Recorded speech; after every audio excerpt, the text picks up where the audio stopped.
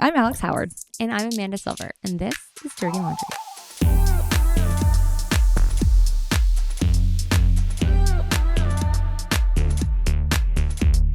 So obviously everyone is obsessed with the Kelsey Swift marriage, upcoming nuptials. After listening to her go on his pod, I am like so rooting for them. I didn't hear it. I watched it. Well, it was a whole family affair. We all snuggled into my bed and I thought watched you meant like it. her family. No, your family. My family. No, sorry, not your hers. family. Okay, No. how cute. It's obviously all about me when we're talking about Taylor Swift. So we're all in bed watching the podcast, watching the video.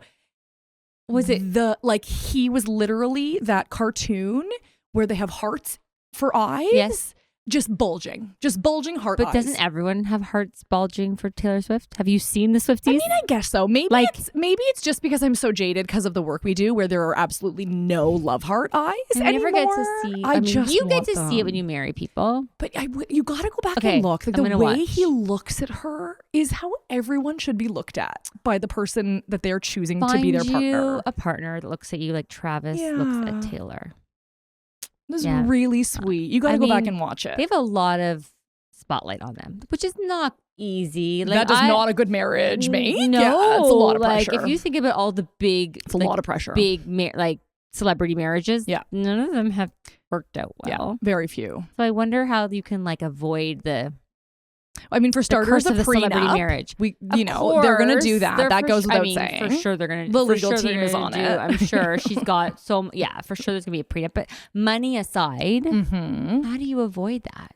The pressure of the spotlight? Yeah, or just how do you avoid letting it get you? Like, think of all the big, marriages. We think about like Jen and Brad and Jen and Ben and all the Jens. And then Jen, But don't you think about them all? None of them lasted. Not one. Okay, here's the question. For those examples that you gave, they were all in a similar industry. But so maybe this bodes well that they're in a different, it's not like the same level of competition. Sports and music versus acting and acting or. Yeah, I don't know. I know. I'm forever the optimist. Yeah. So I'm going to root for them. But I always think that. You don't believe it. These big mega celebrities, I think they do best with people who are not in the spot. Oh, interesting. They're not chasing it. They're not competing for spotlight. Yeah. They're just, you do your thing and everyone, the world loves you and I'm just going to be the quiet partner. Yeah, but don't you think there's insecurity for the person who's not the star? Power imbalance. You have to have no ego about that. Yeah. Right? I think maybe it's different for men and women I've seen Sofia Vergara say that she would never date another man who wasn't at her level or above. Interesting. Because they can't keep up with the lifestyle that she lives. Okay. Very interesting. You know Hugh Jackman's wife? Yes. She's not in the spotlight. And I remember the first time that I saw her on camera, it was at some awards show. And I was like, that's Hugh Jackman's wife. Like not celebrity looking. Not a celeb at all. Huh. I think older as well, which I was startled by. Again, this is just the general, biases but that we all have. About a Hollywood star. Yeah. And this was in his prime. Could have, anyone he wanted. I don't even know if they're together still. This would have been for sure circa many moons ago where he was, at some Oscars and was performing. So really at the height of his thing. But I do. And again, you always got to check your biases. But I was like, oh, I kind of expected him to be with some young hot model. Right. Given his successes and sort of his, opportunities to attract a mate. Maybe the older you get, the better it gets. Yeah. Because I just think of the guy that Sydney Sweeney just dumped, and she's still so young, so it's she still has so much of life to I think experience. She's just too famous right now for a relationship. Yeah, she's at the peak right now. I think she's just the whole spotlight's on her. So I think. Well, Taylor and Travis, both their lists of people they've been with is extremely lengthy. Oh. So maybe. So it's they've had the experience. I don't know. They're not 25. Taylor's 35. Maybe 89 I think she was born. Okay, so whatever, but she's in her 30s. They're not children. But I think you're right. If you have experience, you know what's out there and you're not chasing the same priorities. Look at all those Hollywood marriages. Well, maybe it's different for men and women, right? I don't know. Maybe it's easier for the traditional male, I'm provider. I'm the provider and you can just come along for the ride, versus a lot of men are threatened if their wife makes more, right? Or outshines. Exactly. It's more of the spotlight. Maybe it's just, again, the historical biases that we all have of no, I am man. I will bring meat and I fire. never understood that. That's insane. I would love. I think it's a security thing. That's insane. I feel like insane Ryan, mentality. you're the type of guy where like that you'd be cool. Yeah, my girlfriend makes way more money than You're I like, do. good for her. Yeah, love good it. for her. I love that. And good for you. Like, why not? Yeah, I love it. It's As long awesome. as it doesn't become an issue in your relationship, then to me, who the fuck cares? Never. Win-win. Yeah. Anyway. And if they don't last, come on the show. Talk about your divorce. come on and talk about it on the show. No, I'm rooting for them. Yes. Okay. We're all rooting for them. Yeah. Yeah. You're just maybe more, I was going to say cynical, but that's not kind. I'm not realistic. I hope the best. I just feel like with so much pressure and It's a so different much ballgame. spotlight, like how do you have a normal relationship? That's where I'm coming from. And children. How do you raise your children as a billionaire? I don't know. Well, not just being the billionaire, because they're quiet billionaires, Sure. but someone who is so famous, like one of the most famous people in the world. How do they live a normal life? Yeah, I don't know. they And have- definitely don't. And it's funny then that in that abnormal life or not the norm, that you still kind of want these normalcies. I still want to have an engagement. I want to get married. I want to have children with my husband. Like they have like you could do whatever the fuck you wanted. The world is literally their oyster. Literally, like she can travel, buy whatever she wants, anything, do whatever she wants, and meet yet whomever she wants. Like look at the lyrics of her songs, right? It's a heartbreak and this. It's like all she wants is love. But it also goes to show that like you could literally have it all and still feel incomplete. There you go. Without a mate or a partner to share all of that joy with. This is why I still believe in love.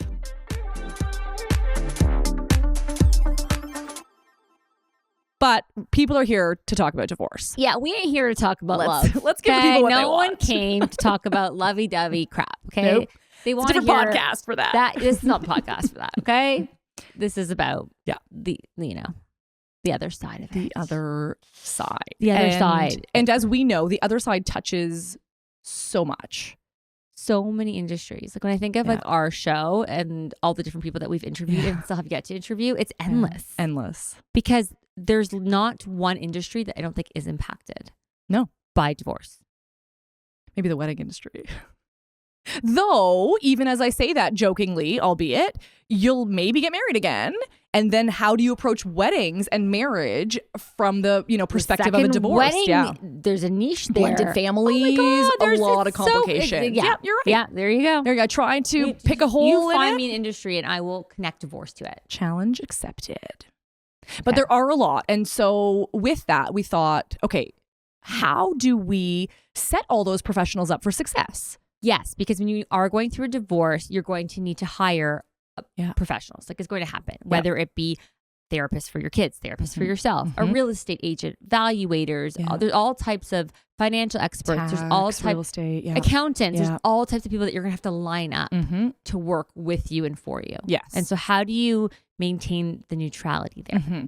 And with the caveat that if you are working for the family going through divorce, so, real estate you mentioned. Yeah. If this is your matrimonial home, as the realtor, you are working for both. Those are that whole family is your client. Yes, you're not just one or the other. So let's just be clear about that. We're speaking about industries or professionals that have to work with both parties, partners, not getting along. Yeah. So because if you're a therapist for one person, you don't need to worry about neutrality, right? No, of course not. But if you're working for the family unit, a family that's going through divorce, how do you best support them? I know some professionals who are like, I'm not touching that family. Well, fair. Because there's so much extra work. Yeah. Think about it. Like if you are a real estate agent and you're hired to sell a house, there's usually one person who's your point person of the couple, and you go back and forth. But if you're selling a matrimonial home, you're talking to there's just so many people involved and conflict and eyes on you. And if you screw up, and then it's a lot more at stake. It's more of a liability. There's to work an extra layer. Yeah, it's a liability. I know. So I'm chomping at the bit, as you can you're see, because I'm like, you're like a horse, a racehorse trying to get out of the gate. Open the gate for me, because I want to be really clear that if families are not going through a divorce, and you as a realtor, let's keep going with this example, and you just are talking to one party, NBD, no big deal, because they're good. They're going to forward to the other person. They speak for both. And they're usually at a happy time in their life. Oh, or even if they're not. Doesn't matter. They're in it to win it. They're in it together. Yes. As we look at families going through divorce, you cannot take that for granted. You can't just communicate with one and not the other. You must be very transparent. Yes. So I think that goes, again, across all of these industries, that to be really clear, if someone is not going through a divorce and their family unit is intact, fine, business as usual. Yeah. But when you are, you do have to be a little bit more hypervigilant about neutrality. Follow certain protocol that you wouldn't otherwise follow. Exactly. Because you could lose a deal over it. Or worse, you could be sued, or claim. Oh, funny. I was going way worse than that. What's worse than that? Well, just like violence, like family violence, right? That's like a whole other way worse. Oh, okay, so I didn't realize we're going that. Well, we don't need to. Right. That's where my brain went. If you're getting involved, if you're stepping into the kitchen where there are divorced people, you better know what you're doing. You better know how to cook. Because otherwise you're gonna. You can really get yourself into some shit. So today we're going to give some tips. Some tips for professionals. Right? We, by nature of our industry, are neutral. We're the third party. I mean, neutral, unbiased, whatever. There's all the things. I didn't use neutral today. What'd you use? Because we had a discussion about this. Because are we ever neutral? Right. And no, I use objective. Yeah. Yeah. I'm the objective third party here. Yeah. I'm not picking sides. I'm not picking sides. I'm not assessing it. Yeah. You could say this, you can say that. It doesn't really matter. The point is, how can we come together for resolution? So great. That's great. Let's go with objective. But that's how we are trained. Yes. We are trained. Yes. It's ingrained in us because of the nature of the work that we do, because we're working for two people who are not getting along. That we have to be so careful with transparency and not sharing how we share information, how we don't share information, all that. But if you're not trained in that, which most industries are not. Why would you be? You're a therapist. I mean, chances are you're not trained in family law, or you're a real estate agent, like an accountant, or you're an accountant, or I don't know, pick another industry. You're probably not. And I think that's the key: is you are the expert of your industry, right? Yes. So you know the tax law, you know how divorce is going to, implicate, capital gains when you sell this cottage for your clients, how that's going to be impacted, right? They have expertise in their area with which that they are providing a professional service.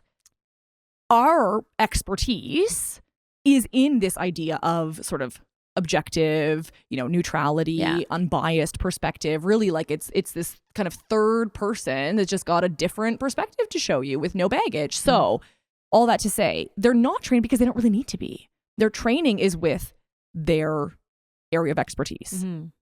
But as you said, if you don't have this sort of tertiary training, you could really fuck some shit up. You really could. You could really fuck some shit up. So like these real estate deals. I think that's to me, that stands out the most, because the matrimonial home is like the biggest asset. It usually is. Yeah. You're both most likely entitled to half of the equity. Yeah. It's usually a very big conversation.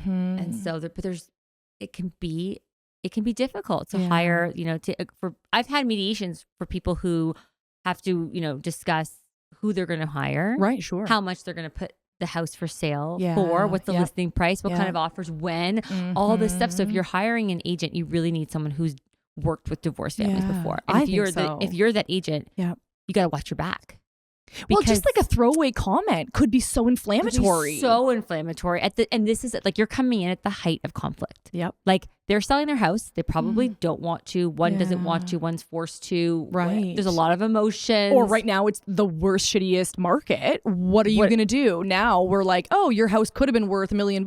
Sorry, it's worth 700. And you have to sell it now for whatever, all the reasons. Right. Yeah. Maybe you only have $200,000 of equity. Now your plan to move forward and buy a new home. You're not getting a new home. It's not happening. No, you're not getting a new home. So like a level of sensitivity as well. Yes, like this let's start with that. This level of sensitivity, and then talk with the logistics. Because it's not just, we're selling the house to move to the country, or we're selling it so we can upgrade or downgrade. We're going to buy a place in Florida. Exactly. And we're going to go to a condo here. Like, these are all like, nice transitions. Typically a positive one. Typically positive. I guess downsizing is probably hard as people age, but again, it's usually a positive experience, and your agent gets to guide you through that. And again, they're usually on the same page. Yes.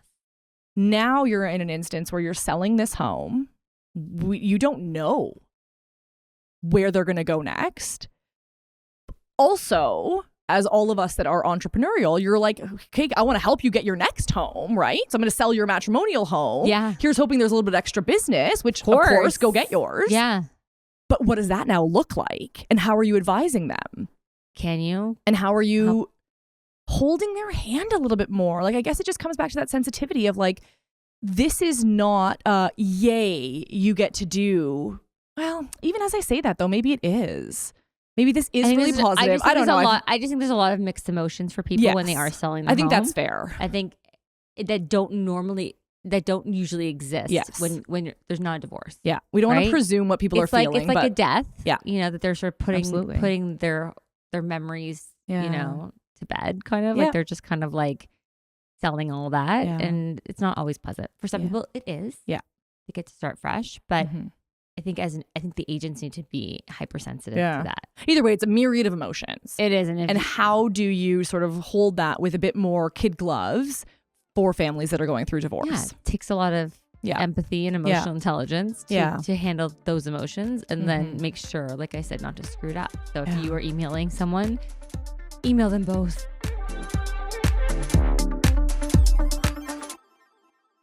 I think this goes across all industries, but I think also know your limits play within it. Like, I think that if you are not an expert, for example, in, you're selling the matrimonial home, you're going to go buy a new one. Like, there's a lot there. And if you're not an expert, for example, in like, how is this going to affect your capital gains? Or, what can you afford if you're paying this much in child support? Like, there's so many ins and outs.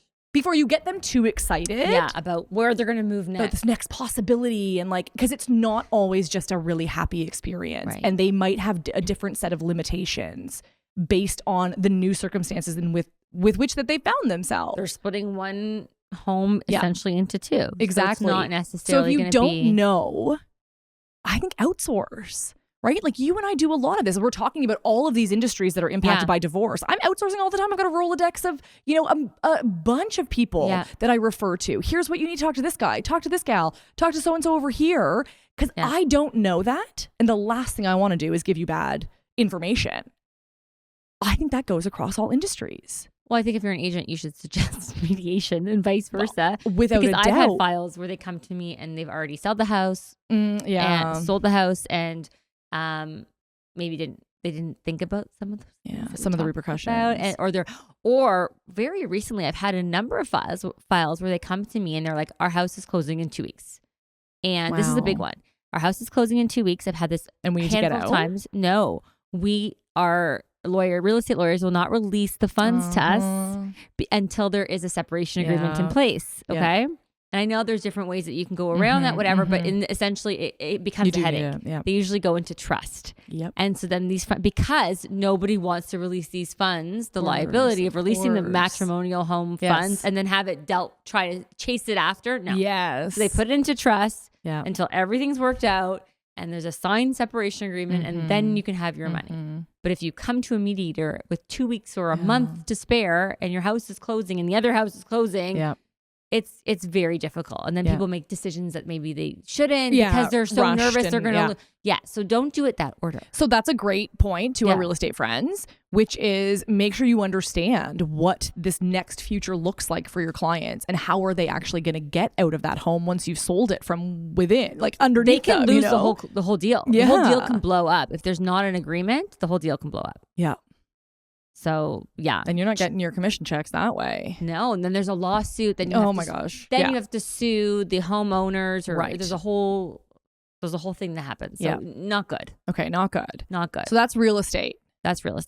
Logistically, we're looking at income, separation agreements, outstanding mortgages, and general debt.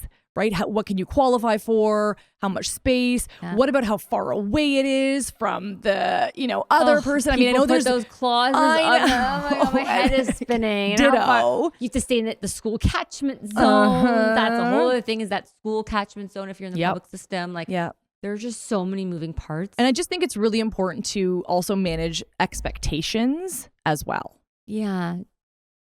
You specifically. If you walk into, because essentially if you're walking into a house that seems like it has a lot of equity, just because the house is valued high on paper, if the house could be worth $3 million, but the people might be walking away with very little, right? Because of whatever has gone on in the equalization and their other debts and blah, blah, blah. Yeah.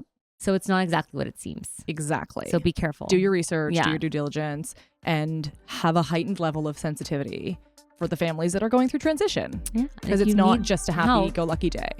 Let's go. Always.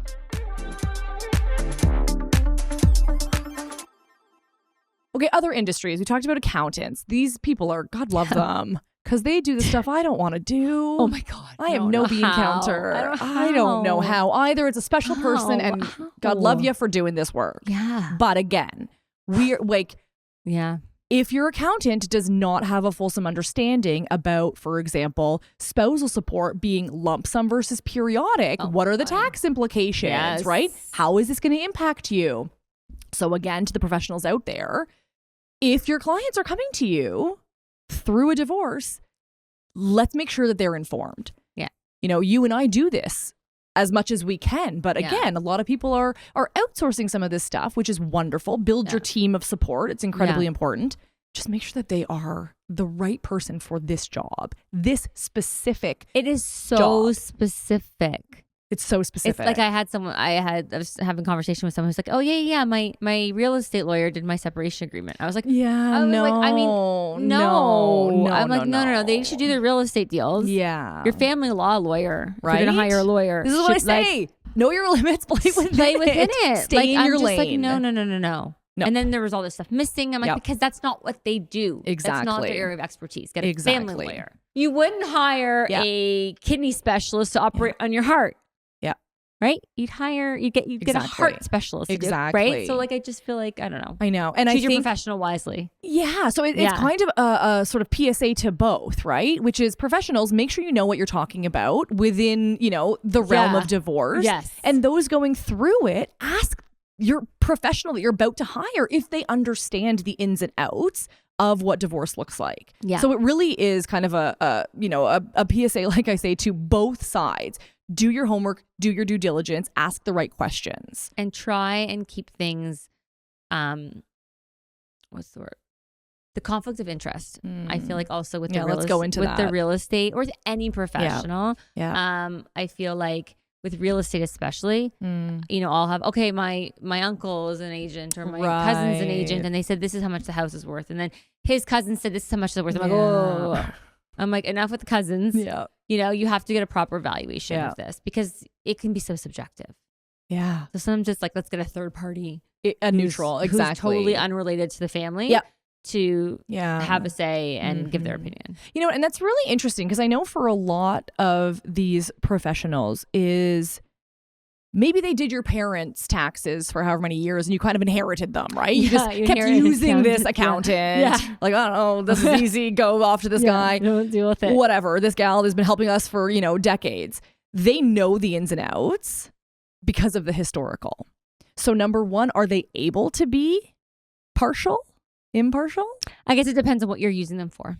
But I think, again, if there has been a history of the way that they have communicated with this family, are they blurring some of those lines whereby it's like, oh, I was just talking to your dad over here at, whatever, and I told him about this. Whatever. Excuse me? That's private information. Maybe they haven't told this family member yet, or it hasn't, this news hasn't broken about the fact that they have to sell the home or whatever. Right. They're filing, they need this.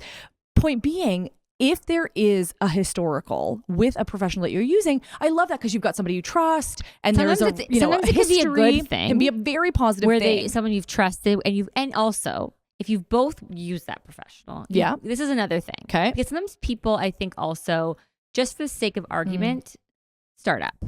So let's say you both used a professional, you both trusted that professional, that accountant for years and years, and you both want to continue. One wants to continue. They'll actually, no, we need to start fresh. And then you have to go through all of this trouble. It's like they're just doing it because they can. Or what about the one that will claim like a conflict. That professional? Oh, like this one's mine? You can't use them anymore. Yeah, that's... Right? So there are all these ins and outs. And so maybe a fresh start is your better option. It depends. Yeah. I think it's case specific. Always case specific. But the point is again, do your due diligence, ask these questions, remind people about confidentiality. Again, we live and breathe it. But is the confidentiality the same? I don't think they're held to the same standard. I don't like, to me, the most confidential are lawyers and doctors. Sure. Right? They're like held to a different, therapists. Therapists, all that. But then I wonder, I don't know what the confidentiality is with a real estate appraiser. Right. Ask them. I don't know. Yeah. Ask them, or I would at least assume that there's. Well, I think at least you could say, hey, FYI, people in our life are not aware. So if you see, Bob on the golf course, you don't air people's dirty laundry. But I think people on the golf course. But I think people do because it's just unprofessional. Okay, but in their defense, again, if you have a historical with this family, you have a certain modus operandi, and you're just not really thinking. I want to give these folks the benefit of the doubt. You're just being stupid. Well, oh, by the way, I saw your niece, and I heard she's getting, I know your niece is getting, divorced. Okay, but come on, people talk. People do talk, right? You gotta face the music. I know, people but talk. I can tell you, I know this is salacious news. I can't wait for the hot goss. Spill the tea. People want to know. But that's the difference. If you are a true professional, people, I have a community that I belong to. You have a community that you belong to. I have people who I work with within my own community who tell me the most intimate things, and I am bound in confidence. And I could see them on a golf course. I could see them at a bar mitzvah. I'm not totally. It's not coming out. That's the difference between a true professional and not. Yeah. If your accountant is yelling from the rooftops about your divorce on the golf course, you have a problem. Get a new accountant. But get a new accountant. Right? Then there's a problem. Or if you're professional, ahead of time. Don't talk. Again, if this is mom and dad's accountant since circa 1980. Sorry, I can't talk about that. Is that your best professional? Maybe not. So here's again where it's just ask the questions. Okay, what other kinds of professionals do we see? Teachers, coaches? Yes, we recently did an episode about teachers. Yep. Coaches. Interesting. Mm-hmm. Tutors. I don't know, people that are in your children's life. They're meant to be a neutral. Your child is a neutral between parents. Right. And so what kind of limitations or what should they be looking out for? Again, so as to not exacerbate an already quite tenuous, position that potentially these kids are in. So again, when do these coaches even know? I was just thinking, do they even know? But then should they? If your kid shows up and he can't stop crying or, they're upset about something or extra moody, right? Yeah. There should be some explanation or a heads up. Again, managing expectations. Hey, we're going through a bit of a family, situation right now. That reminds me, actually, as you're talking about a file that I had where we had a discussion in mediation early on as to who needed to know in the children's lives. Yeah. Because, children did, certain types of select sports or whatever. They were seeing these coaches regularly, a couple times a week. So we actually had a conversation about who needed to know and how. And so it was mutually agreed upon. So it wasn't that you show up at the dance class or do they know? Maybe not. It's that's not fair. It's awful. It's especially in the early days. Yeah. Where maybe you're not ready to share that yet. So if you can talk about it early on, who do we need to tell? Yeah. Versus just go and tell the whole world. And at what age is that child led? Right? If your kid tells their own coach. That's another thing. Is I always tell my clients, you don't want I always caution them against telling their children to not tell their friends. Yeah. I'm no. I'm as soon as you tell your child, that's fair game. Totally. In fact, they need their own support system. Whoever they want to talk to, whether it's a friend at school, a teacher, whoever, a neighbor, they should never feel shame about your divorce. No. And telling them, well, actually, it's a family secret. I know. That applies shame. Yeah. So don't tell your kids unless you're ready to tell everybody. Yeah. That's my 2 cents. I agree. And then again, from the professional perspective, so going back to the coach anecdote, say the coach knows. Yeah. Say the parents are already, maybe moved out. They're parenting from 2 different homes. Think about the language you're using. Yeah. Right? Be a little cognizant that is it mom's home? Is it dad's home? Is it your 2 homes? Where are you sleeping tonight? Who's picking you up? I mean, But how do you not say mom's house and dad's house? I know. It's tell me, what's the other language? Our house and our house. Yeah. I'll say to my kids, oh, you're home. Now you're going home. I always say to them, I know. Oh, you just got home? Oh, okay, now you're going home? Yeah. Because they have 2 homes. Yeah. And so, but it can be confusing to the kids, right? Yeah. Oh, maybe you're not feeling well. You'll just stay home today.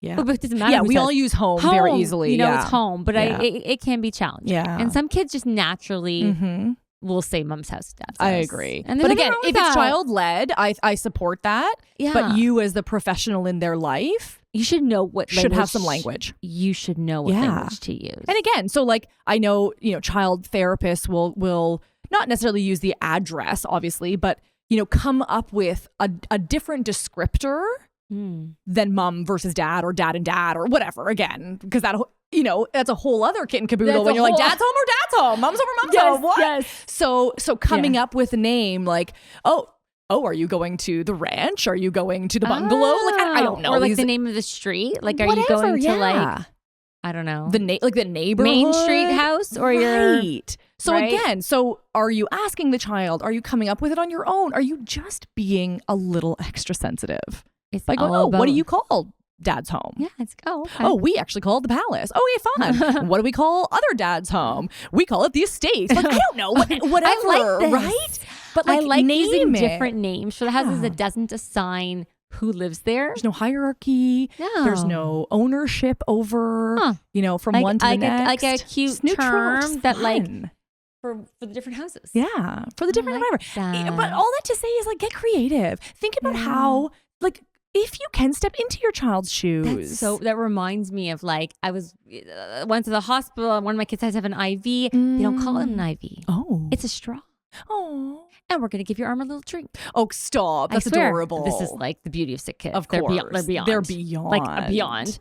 But like just that language, the difference. Yeah. If they said, well, actually, we're going to give you your intravenous now. We're going to put it in here. Right. Kid would have been like terrified. Totally. But no, we're going to give your straw a little drink. It's like, oh, this is exciting. So fun. Yeah. Oh, I love them. Sick kids is amazing. I know, but just having that type of thought process when you are talking to kids. We talk a lot as we are trained and now more and more industries are becoming trained and trauma informed. Yes, which I think it's kind of similar. Can you be divorce informed? Can you be 2025 family informed, right? It's not even just divorce. Grandparents, blended families, queer families, adopted families, and it's also parents versus guardians. Yes. A lot of kids don't have a parent necessarily. Caregiver. They have a guardian. They have a caregiver. They have somebody that is taking care of them. Yeah. So using that language, but it's like it's so difficult. Like how it's learning another language. Yeah, it is. But again, what kind of clients do you want to attract? How do you want to service your clientele? Go the extra mile. We're in the world now where people are using pronouns and some people are just pissed off about it and some are not. And I just think, who cares? It's inclusive. Whatever you want to be called. I love any opportunity where you can get a child's voice in or step into their shoes and consider their perspective. Yeah. You're golden. As a parent, as a professional, as a human being, right? We always talk about everyone's on their own journey. Like just take an extra second, pause and think before you speak. And that is a lesson I too could benefit from because I'm off chatting away and you get carried away or excited or whatever. But you make assumptions. Slow down. Don't make assumptions. Yeah, don't make assumptions. People's family dynamics. Yeah. Do not. Yeah. Do not. Right? So, okay. So an extra level of sensitivity. Be cautious of your language. Logistics. Sharing is caring. Transparency. Here. You got to CC. Yeah. You're not making, if you're, making decisions for this family, whether it's putting in some numbers or putting in an offer or whatever it is, you have to hear from both. Yes. Okay, you're both on par with this. You're both okay with this. Fine. Yeah. Don't just go with one. Don't assume. Or you're out. Yep. That's it. Yep. All one person has to say is actually they communicated with the other person. They're clearly siding with them. They're clearly siding with them. They're not interested in hearing what I have to say. You're out. I want some new. And it's like, done. Blown up. Over. Finito. Yeah. In more higher conflict, but yes. Exactly.